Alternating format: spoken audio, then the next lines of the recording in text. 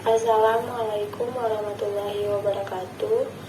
Kami dari kelompok 8 dengan anggota Tiara Putri Laras, Puja Dewi Saputri, Tri Norma Berliani, Muhammad Iksan Ranjaya. Baiklah, di sini kami akan menjelaskan materi tentang Karen Horney. Karen Horney, nama aslinya adalah Karen Danielson. Ia mendapat nama akhir Horney saat menikah dengan sosiolog dan ekonom Oscar Horney. Lahir di Hamburg 16 September 1885 dan meninggal pada 4 Desember 1952. 1. Kecemasan dasar dan konflik. Kecemasan dasar dan permusuhan dasar atau Basic Anxiety dan Basic Hostility. Kecemasan dasar berawal dari takut, suatu peningkatan yang berbahaya dari perasaan tak berteman dan tak berdaya dalam dunia penuh ancaman. Kecemasan dasar selalu dibarengi oleh permusuhan dasar. Berasal dari perasaan marah, suatu predisposisi untuk mengadaptasi bahaya dari orang lain dan untuk mencurigai orang lain itu. Dimulai dari sejak bayi lahir, bayi membutuhkan semangat dan kasih sayang untuk menghadapi tekanan di lingkungan. Konflik interpersonal, kebebasan versus kesepian, merupakan upaya untuk meredakan basic anxiety. Terdapat 10 kategori dari neurotic needs yang didefinisi oleh Horney, yaitu pertama ada affection and approval atau kasih sayang dan penerimaan. Keinginan membabi buta untuk menyenangkan orang lain dan membuat sesuai dengan harapan orang lain. Orang itu mengharapkan dapat diterima baik orang lain sehingga berusaha bertingkah laku sesuai dengan harapan orang lain. Cenderung takut berkemauan dan sangat peka, atau terganggu dengan tanda-tanda permusuhan dan penolakan dari orang lain, dan perasaan permusuhan di dalam dirinya sendiri. Yang kedua, a powerful partner atau pasangan yang kuat. Tidak memiliki kepercayaan diri, berusaha meningkatkan diri dengan partner yang kuat. Kebutuhan ini mencakup penghargaan yang berlebihan terhadap cinta dan ketakutan akan kesepian dan diabaikan. Yang ketiga, restrict one's life within narrow borders. Membatasi kehidupan dalam batas yang sempit. Penderita neurotik sering berusaha untuk tetap tidak menarik perhatian, menjadi orang kedua, puas dengan yang serba sedikit. Mereka merendahkan nilai kemampuan mereka sendiri dan takut menyuruh orang lain. Yang keempat ada power atau kekuasaan. Kekuatan dan kasih sayang mungkin dua kebutuhan neurotik yang terbesar. Kebutuhan kekuatan, keinginan berkuasa, tidak menghormati orang lain, memuja kekuatan dan melecehkan kelemahan, biasanya dikombinasikan dengan kebutuhan prestis dan kepemilikan, yang berwujud sebagai kebutuhan mengontrol orang lain dan menolak perasaan lemah atau bodoh. Yang kelima, exploit others atau mengeksploitasi orang lain. Takut menggunakan kekuasaan secara terang-terangan, menguasai orang-orang lain melalui eksploitasi dan superioritas intelektual. Neurotik sering mengevaluasi orang lain berdasarkan bagaimana mereka dapat dimanfaatkan atau dieksploitasi.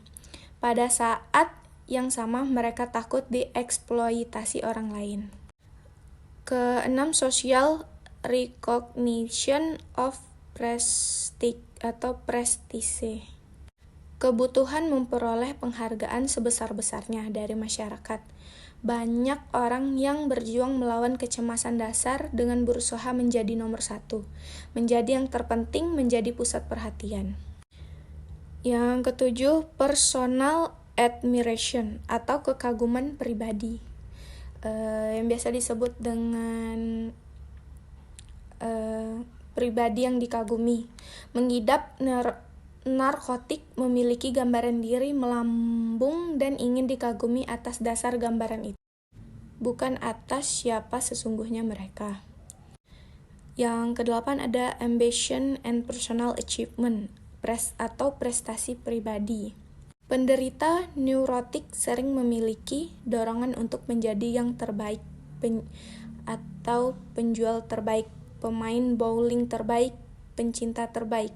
Mereka ingin menjadi yang terbaik dan memaksa diri untuk semakin berprestasi sebagai akibat dari perasaan tidak aman. Yang kesembilan ada self-sufficiency and independence atau berdiri sendiri dan independensi. Neurotik yang kecewa, gagal menemukan hubungan-hubungan yang hangat dan memuaskan dengan orang lain, yang cenderung akan memisahkan diri, tidak mau terikat dengan orang lain, menjadi orang menyendiri. Yang terakhir ada perfection and unsability atau kesempurnaan, melalui perjuangan yang tidak mengenal lelah untuk menjadi sempurna. Penderita neurotik membuktikan harga diri dan superioritas pribadinya. Mereka sangat takut membuat kesalahan dan mati-matian berusaha menyembunyikan kelemahannya dari orang lain. Selanjutnya ada konflik intrapsikis. Konflik intrapsikis berawal dari pengalaman interpersonal yang kemudian tumbuh menjadi bagian dari sistem kepercayaan seseorang. Terdapat dua konflik intrapsikis yang penting, yaitu pertama ada the idealized self-image, yang kedua ada self-hatred. Yang pertama ada the idealized self-image. Yang pertama, neurotic search for glory. Seseorang merasa inferior sehingga mereka terasing dari diri sendiri, dan untuk menghadapinya mencoba untuk membangun sebuah pandangan baru yang ideal terhadap dirinya yang mungkin berbeda dengan dirinya yang sebenarnya. Terbagi menjadi tiga. Yang pertama ada neurotic search for glory, di mana di dalamnya terdapat need for perfection, tyranny of should, yaitu ketika seseorang mencoba membuat sesuatu list apa yang harus dilakukan dan apa yang tidak boleh dilakukan, dan berpaku pada list tersebut. Kemudian ada neurotic ambition, ketika seseorang memiliki dorongan yang kompulsif untuk menjadi superior dibandingkan orang lain. Terus ada drive toward a vindictive triumph, yang paling berbahaya di antara ketiganya, keinginan untuk mempermalukan atau menimbulkan penderitaan kepada orang lain untuk kesuksesan dirinya sendiri. Kedua ada neurotic claims, ketika seseorang membangun aspek yang ideal tentang dirinya. Mereka juga membangun sebuah dunia fantasi yang mana di dunia tersebut mereka adalah orang yang spesial. Nah, kemudian seseorang yang memiliki neurotic claims ingin membawa hal tersebut ke dunia nyata, yang mana mereka ingin dianggap sebagai seseorang yang penting dan mengharapkan privilege dari orang lain. Kemudian yang ketiga ada neurotic pride, ketika seseorang memiliki kebanggaan dan mengharapkan kebanggaan terhadap dirinya, tapi dirinya yang ia buat secara ideal bukan sesuai dengan dirinya yang sebenarnya. Yang kedua, self-hatred. Yang pertama, individu yang neurotik tidak menyukai diri mereka sendiri, karena diri mereka yang sebenarnya tidak sesuai dengan tuntutan yang tidak terpuaskan dari pandangan diri mereka yang ideal.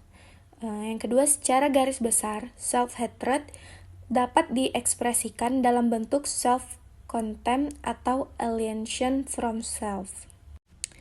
Kemudian Harney mengemukakan 6 cara seseorang mengekspresikan self-hatred-nya, self-health trait-nya.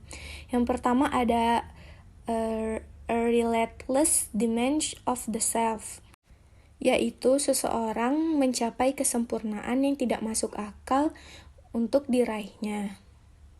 Yang kedua ada merciless self-accusation, yaitu terus-menerus menyalahkan dirinya, bahkan oleh kesalahan-kesalahan yang tidak diakibatkan oleh dirinya.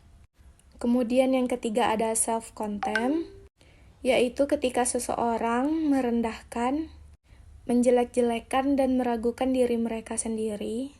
Kemudian yang keempat ada self-frustration, yaitu ketika seseorang tidak berhak merasa kesenangan. Yang kelima ada self-torment, yaitu ketika seseorang menimbulkan kesakitan atau menyakiti diri mereka sendiri, biasanya dalam bentuk fisik seperti menyayat-nyayat tangan atau memukul dirinya sendiri. Kemudian yang terakhir ada self-destructive actions and impulses, yaitu ketika seseorang menyabotase kehidupan mereka untuk menghancurkan kehidupan mereka sendiri. Contohnya seperti keluar dari pekerjaan yang sebenarnya baik-baik saja, dan keluar dari hubungan yang sebenarnya sehat. Diri ideal, ideal self. Horney yakin bahwa manusia kalau mendapat lingkungan yang disiplin dan hangat akan mengembangkan perasaan aman dan percaya diri dan kecenderungan untuk bergerak menuju realisasi diri. Celakanya, pengaruh negatif pada awal perkembangan sering merusak kecenderungan alami menuju realisasi diri, yang membuat orang merasa terisolir, inferior, dan asing dengan dirinya sendiri. Sesudah mengalami perasaan negatif itu, orang sangat menginginkan memperoleh perasaan identitas yang mantap. Itu dilakukan dengan menciptakan gambaran diri ideal, suatu pandangan yang sangat positif mengenai diri yang hanya muncul dalam pikir atau hayalan. Orang itu menggambarkan dirinya dengan mempunyai kekuatan dan keagungan yang tak terbatas. Horney mengemukakan ada 3 aspek diri ideal neurotik, yakni pencarian keagungan yang neurotik, penuntut yang neurotik, dan kebanggaan neurotik. 1. Pencarian keagungan neurotik. Pencarian keagungan yang neurotik adalah gambaran orang yang menganggap diri ideal itu nyata. Mereka memasukkannya secara komprehensif ke dalam semua aspek hidupnya, menjadikannya sebagai acuan tujuan, konsep diri, dan hubungannya dengan orang lain. Orang semacam itu membutuhkan kesempurnaan, mempunyai ambisi neurotik, dan dorongan untuk menang dalam balas dendam. 1. Kebutuhan kesempurnaan merupakan dorongan untuk menggabungkan keseluruhan kepribadian ke dalam diri ideal. Neurotik tidak puas dengan sedikit perubahan, tidak menerima yang belum sempurna. Mereka meraih kesempurnaan dengan membangun seperangkat keharusan dan ketidakharusan yang kompleks. Ini yang kemudian dinamakan oleh Horney tirani kebolehan. Berjuang menuju gambaran kesempurnaan yang hayal, orang neurotik secara tidak sadar mengatakan kepada dirinya sendiri, lupakan bahwa kamu itu nyatanya makhluk yang memalukan, inilah bagaimana kamu yang seharusnya. 2. Ambisi neurotik adalah pencarian keagungan diri melalui dorongan yang menjadi superior yang kompulsif. Walaupun orang neurotik mempunyai keinginan yang kuat mengungguli apapun, mereka secara teratur menyalurkan energinya ke aktivitas yang paling berpeluang sukses. Karena itu, dorongan ini mungkin memakai beberapa bentuk yang berbeda sepanjang hidup manusia. Misalnya, ketika masih di sekolah, ambisi menjadi siswa terbaik. Ketika bekerja, ambisi menjadi yang paling sukses, ambisi menjadi yang paling dermawan, atau yang paling baik hati. 3. Dorongan untuk balas dendam merupakan aspek neurotik yang berbahaya. Keinginan balas dendam ini mungkin disembunyikan sebagai dorongan berprestasi sukses, tapi tujuan utamanya adalah membuat orang lain malu, atau mengalahkan mereka melalui kelebihan mereka, atau untuk memperoleh kekuatan, untuk membuat sengsara orang lain umumnya dengan melalui penghinaan. Dorongan balas dendam tumbuh dari keinginan anak untuk membalas penghinaan yang nyata maupun yang hayal. Sukses membalas dendam tidak membuat dorongan balas dendamnya reda, bahkan dorongan itu menanjak setiap kali ada kemenangan. Setiap kesuksesan akan meningkatkan ketakutan bakal kalah, dan ini meningkatkan perasaan keagungan, yang meningkatkan keinginan untuk memperoleh kemenangan balas dendam yang baru. 2. Penuntut yang neurotik.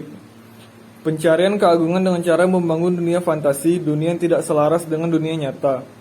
Meyakini bahwa ada yang salah dengan dunia luar, mereka menganggap bahwa diri mereka itu khusus sehingga berhak diperlakukan sesuai dengan gambaran diri ideal mereka sendiri. Karena kebutuhan mereka sangat sesuai dengan gambaran diri idealnya, mereka tidak dapat melihat bahwa tuntutan mendapat perlakuan khusus itu tidak masuk akal. Tuntutan neurotik ini ada pada orang normal, tetapi kalau keinginannya tidak terpenuhi, orang normal akan mengalami frustasi dalam batas yang bisa dimengerti. Pada penderita neurotik, kalau tuntutan mereka tidak terpenuhi, mereka menjadi marah, bingung, dan tidak mampu memahami mengapa orang lain tidak memperhatikan tuntutannya. 3. Kebanggaan neurotik. Kebanggaan neurotik adalah kebanggaan yang semu, bukan didasarkan pada pandangan diri yang realistik, tetapi didasarkan pada gambaran palsu dari diri ideal. Ada perbedaan kualitatif antara kebanggaan neurotik dengan kebanggaan yang sehat atau penghargaan diri yang realistik. Penghargaan diri yang asli didasarkan pada ciri-ciri dan pencapaian yang realistik dan umumnya diekspresikan dengan penuh martabat. Sebaliknya, kebanggaan neurotik didasarkan pada gambaran diri ideal dan biasanya diumumkan keras-keras dalam rangka melindungi dan mendukung pandangan kebanggaan kepada diri sendiri. Orang neurotik memandang dirinya sebagai orang yang mulia, hebat, dan sempurna. Sehingga kalau orang lain tidak memperlakukan mereka dengan pertimbangan khusus, orang itu menjadi sedih. Untuk melindungi dari kesedihan itu, mereka menghindari orang yang menolak mengakui tuntutan neurotiknya dan mereka berusaha mengikatkan diri dengan institusi yang secara sosial memiliki prestis. 4. Menghina diri. Orang neurotik yang mencari keagungan tidak pernah puas dengan dirinya sendiri karena mereka akhirnya menyadari bahwa diri nyata tidak cocok dengan diri ideal yang mereka dambakan. Mereka kemudian mulai membenci dan memandang rendah dirinya sendiri. Keagungan diri bukan hanya menjadi hantu yang terus dikejar, tetapi juga menjadi alat ukur untuk menilai kenyataan diri. Tentu diri aktual menjadi memalukan kalau dilihat dari perspektif kesempurnaan fantastis itu, sehingga mau tidak mau orang lalu menghina diri sendiri. Horney mengemukakan 4 cara orang mengekspresikan kebencian diri itu. 1. Menuntut kebutuhan kepada diri tanpa ukuran, merupakan contoh pemaksaan dari seharusnya. Tyranny of the Shield. Orang memunculkan kebutuhan diri yang tidak pernah berhenti. Bahkan ketika mereka mencapai keberhasilan, mereka terus mendorong dirinya sendiri untuk bergerak menuju kesempurnaan. Menyalahkan diri tanpa ampun. Orang neurotik yang terus-menerus mencaci maki dirinya sendiri. Kalau saja orang tahu, mereka akan menyadari bahwa saya berpura-pura pandai, kompeten, dan baik hati. Saya nyata-nyata menipu, tetapi tidak ada orang yang tahu. Menyalahkan diri bentuknya bisa bermacam-macam, mulai dari ekspresi luar biasa hebat, misalnya merasa bertanggung jawab terhadap bencana alam, sampai menanyai secermat-cermatnya kebaikan dari motivasinya sendiri. 3. Menghina diri. Diekspresikan dalam wujud memandang kecil, meremehkan, meragukan, mencemarkan, dan menertawakan diri sendiri. Menghina diri mencegah yang bersangkutan dari perjuangan untuk maju atau berprestasi. Remaja mungkin berkata kepada dirinya sendiri, "Kamu idiot yang sombong. Apa yang membuatmu berpikir bisa berpacaran dengan wanita tercantik di kota ini?" Wanita sering mengatakan bahwa sukses karirnya itu nasib baik. 4. Frustasi diri. Perbedaan antara disiplin diri yang sehat dengan frustasi diri yang neurotik adalah disiplin yang sehat menunda atau mendahulukan aktivitas yang menyenangkan dalam rangka mencapai tujuan yang masuk akal. Sedangkan frustasi diri melakukannya karena benci diri dan dilakukan untuk mengaktualisasi gambaran diri yang rendah. Orang neurotik sering membelenggu diri dengan tabu untuk menentang kesenangan. Mengatasi konflik. Gaya hubungan interpersonal. Ada 3 macam gaya hubungan interpersonal, yakni kecenderungan mendekat, kecenderungan menentang, dan kecenderungan menjauh. Penyebab utama timbulnya tingkah laku neurotik menurut Horney adalah hubungan interpersonal yang salah. Karena itu mengatasi tingkah laku neurotik, konflik dan kecemasan hanya dapat dilakukan melalui perbaikan hubungan interpersonal yang salah itu. Semua orang baik yang normal atau yang neurotik memakai 3 gaya itu untuk melawan konflik dan kecemasannya. Perbedaan antara gaya hubungan interpersonal yang normal dengan yang neurotik ada pada bagaimana terjadinya tingkah laku. Pada orang normal, tingkah laku atau pilihan gaya yang dipakai berubah-ubah dari gaya yang satu ke gaya yang lain secara spontan. Sedangkan pada pengidap neurotik, pilihan gaya cenderung tetap, tidak berubah, memakai satu gaya secara kompulsif.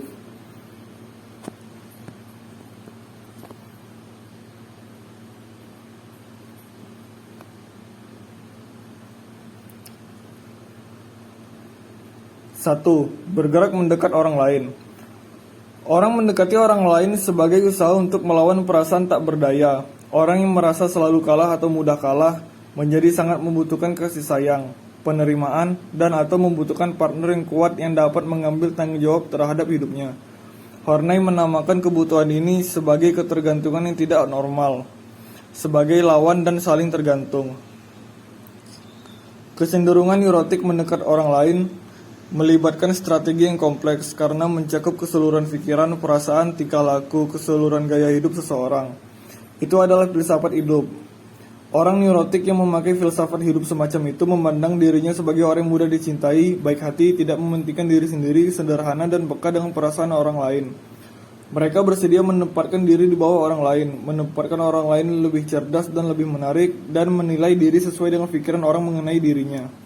2. Bergerak melawan orang lain. Orang yang agresif memandang orang lain sebagai musuh dan memakai strategi melawan orang lain untuk meredakan kecemasannya. Seperti orang komplian, dia mendekat orang lain, tetapi bukannya menyerahkan diri, dia malahan bersikap buruk dan kasar. Mereka dimotivasi untuk mengeksploitasi orang lain dan memanfaatkan orang lain untuk keuntungan pribadinya. Mereka tidak mau menerima kesalahannya sendiri, secara kompulsif berusaha tampil sempurna, kuat, dan superior. 5 dari 10 kebutuhan neurotik termasuk klasifikasi kecenderungan dihormati dan berprestasi. Orang-orang ini mungkin tampil sebagai pekerja keras dan bersemangat, tetapi tidak merasa senang dengan pekerjaannya. Dari sisi perlakuan kepada orang lain, komplian berlawanan dengan agresi. Komplian mengharapkan kasih sayang dari orang lain, sedangkan agresif memandang orang lain sebagai musuh. Namun dari segi perolehan kepuasan sama, yakni sama-sama memperoleh kepuasan dari luar, dari orang lain. Ini berbeda dengan gaya hubungan interpersonal yang ketiga, yaitu bergerak menjauh dari orang lain. Untuk mengatasi konflik dasar isolasi, orang justru memisahkan diri adalah ekspresi kebutuhan keleluasaan pribadi, kemandirian, dan memakai kecenderungan neurotik menjauh dari orang lain. Strategi kecukupan diri sendiri. Kebutuhan semacam itu dapat menimbulkan tingkah laku yang positif, tetapi juga bisa negatif. Neurotik kalau orang secara kompulsif berusaha memuaskan diri dengan menjaga jarak secara emosional dengan orang lain. Penderita neurotik mengalami keterdekatan dengan orang lain sebagai pengalaman yang sangat menyakitkan. Akibatnya, mereka menjadi kompuls menjauhi orang lain, memperoleh otonomi dan keterpisahan. Sering mereka membangun dunianya sendiri dan menolak mengikuti orang lain. Mereka menilai tinggi kebebasan dan kecukupan diri. Sering tampak menyendiri dan sukar didekati. Oke, selanjutnya yang akan dibahas adalah tentang psikologi wanita. Sebagai pengikut Freud, Horney berangsur-angsur menyadari bahwa pandangan psikoanalitik tradisional mengenai wanita tidak seimbang. Dia kemudian mengembangkan sendiri teori psikologi wanita yang menolak beberapa konsep dasar dari Freud. Yang pertama yaitu perbedaan pria dan juga wanita. Menurut Horney, bukan sekedar perbedaan anatomi, tetapi lebih sebagai perbedaan harapan sosial dan juga kultural. Pria yang mendudukkan dan mengatur wanita, dan wanita yang menghina atau mencemburui pria. Mereka melakukan hal itu karena kompetisi neurotik merajalela di berbagai masyarakat. Menurut Horney, kecemasan dasarlah yang menjadi akar keinginan laki-laki untuk menaklukkan wanita dan keinginan wanita untuk menghina laki-laki. Yang kedua, ada Oedipus Complex. Horney mengakui adanya Oedipus Complex. Hanya saja, hal itu berhubungan dengan kondisi lingkungan tertentu, bukan berhubungan dengan perkembangan biologis. Kalau Oedipus Complex itu hasil dari anatomi, maka peristiwa itu bersifat universal sebagaimana yang dikemukakan Freud. Namun, menurut Horney, tidak ada bukti keuniversalannya. Menurutnya, Oedipus hanya ditemukan pada beberapa orang, dan itu merupakan ekspresi neurotik kebutuhan cinta yang bersama-sama dengan 9 kebutuhan-kebutuhan lainnya muncul pada usia dini. Anak-anak mungkin memeluk ibunya dan mengekspresikan kecemburuan kepada ayahnya, tetapi tingkah laku ini adalah usaha untuk menghilangkan kecemasan dasar, bukan manifesti anatomik Oedipus kompleks. Bahkan, kalau ada aspek seksual dalam tingkah laku Oedipus, tujuan utamanya adalah rasa aman, bukan hubungan seks. Dan yang terakhir ada penis envy atau cemburu penis. Horney menolak konsep penis envy dari Freud dan cenderung mengikuti pikiran Adler. Banyak perempuan yang memiliki maskulin protes atau keyakinan patologik bahwa laki-laki lebih superior daripada perempuan, yang kemudian menjadi keinginan neurotik untuk menjadi laki-laki. Keinginan itu bukan karena cemburu penis, tetapi lebih sebagai kecemburuan terhadap penilaian dan hak berlebih yang diberikan budaya kepada sosok laki-laki. Selanjutnya yang akan kita bahas yaitu psikoterapi. Menurut Horney, neurosis berkembang dari konflik dasar yang mulai muncul pada masa anak-anak. Ketika orang berusaha mengatasi konflik dasar itu, mereka umumnya memakai salah satu dari 3 kecenderungan neurotik, yakni bergerak mendekat, melawan, atau menjauh. Taktik itu dapat mengatasi konflik, tetapi juga dapat membuat orang terdorong semakin jauh dari aktualisasi diri nyata dan terperangkap semakin dalam di spiral neurotik. Tujuan dari terapi Horney adalah membantu klien secara bertahap berkembang ke arah realisasi diri, berhenti dari berfantasi diri ideal, melepaskan pencarian kemasyhuran neurotik, dan mengubah benci diri menjadi menerima diri nyata. Namun, celakanya, banyak klien yang meyakini kebenaran dari pemecahan neurotik mereka, sehingga mereka enggan berhenti dari kecenderungan neurotiknya. Tugas terapis meyakinkan bahwa pemecahan yang mereka pakai justru mengekalkan dan bukan menghilangkan sumber neurosis, tugas yang memakan banyak waktu dan juga pekerja keras. Horney juga memakai mimpi dan asosiasi bebas untuk memahami kliennya. Baginya, mimpi adalah usaha untuk mengatasi konflik.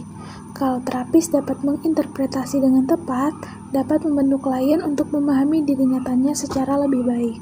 Asosiasi bebas oleh Horney dihubungkan dengan ungkapan gambaran diri ideal klien dan kegagalan usaha-usaha untuk mengatasi kecemasan dasar. Baik, mungkin itu saja yang dapat kami sampaikan dari kelompok kami. Apabila ada kesalahan kata, kami mohon maaf dan semoga video ini dapat membantu teman-teman untuk lebih memahami tentang Karen Horney. Sampai ketemu semuanya, terima kasih.